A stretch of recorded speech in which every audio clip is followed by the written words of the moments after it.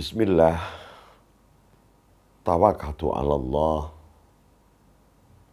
Bismillahi masyaallah, la yasukul khaira Allah. Bismillahi masyaallah, la yasrifu su'a ila Allah. Bismillahi masyaallah, ma kana min ni'matin faminallah. Bismillahi masyaallah, la ya'ti bil hasanati ila Allah. Bismillahi masyaallah, la haula wa la quwwata illa billah. Allahumma shalli wa sallim wa barik ala sayyidina Muhammadin nuri dzati was sirri sari fi sairil asma'i was sifati wa ala alihi washabihi ajmain. Alhamdulillahirabbil alamin. Baru saja pada tahun ini organisasi yang ada di bawah Nahdlatul Ulama yang konsen di dalam dunia persilatan, dan organisasi ini oleh para muasisnya dinamakan Pagar Nusa. Salah satu badan otonom Nahdlatul Ulama ini baru saja melakukan kongres yang keempat di Taman Mini, dan alhamdulillah kongres ini berjalan baik, lancar dan berhasil dan sukses. Tentu setelah kongres ini akan ketum terpilih akan bersama-sama tim membentuk kelengkapan pengurus pusat Pagar Nusa.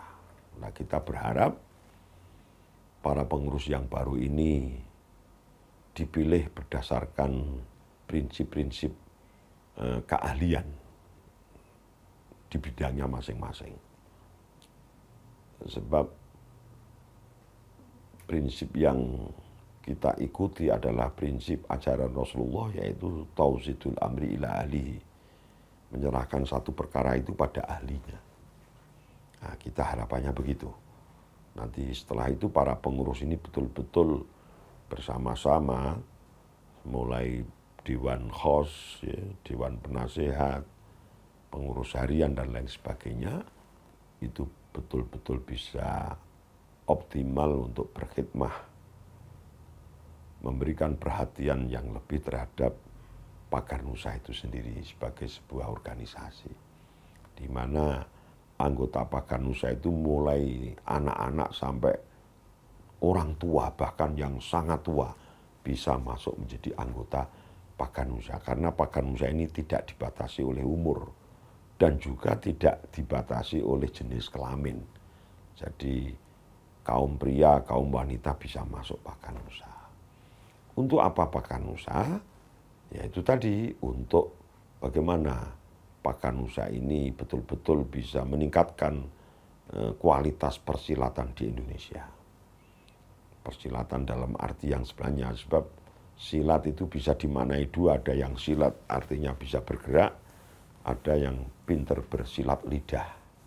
Nah ini dua-duanya penting memang, tapi Pagar Nusa lebih konsen di dalam silat dalam arti menggerakkan tubuh dengan metode madhab yang tertentu. Jadi silat itu berbeda dengan madhab lain atau dengan aliran-aliran lain seperti Shaolin, Taekwondo, Karate, dan lain sebagainya. Silat ini asli ala Indonesia. Tapi alhamdulillah sekarang silat sudah diakui oleh dunia.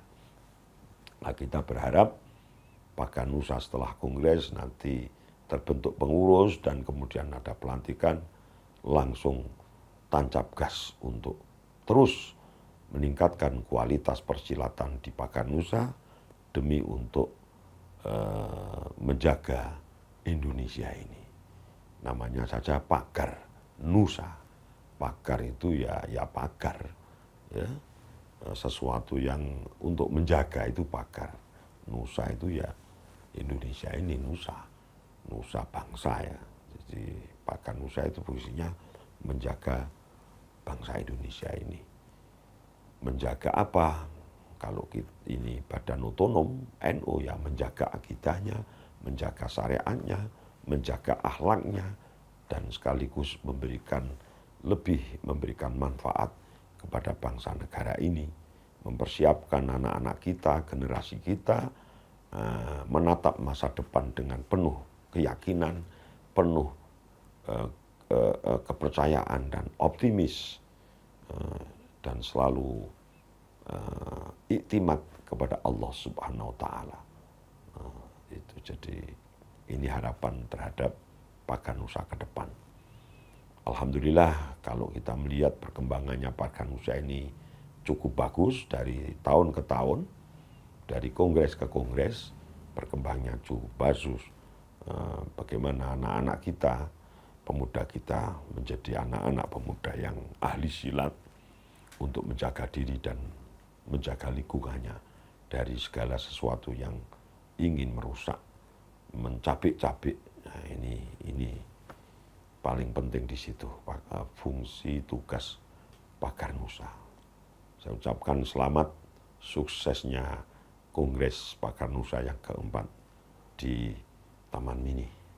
Semoga ke depan Paganusa semakin kuat, semakin bermanfaat, semakin menarik minat.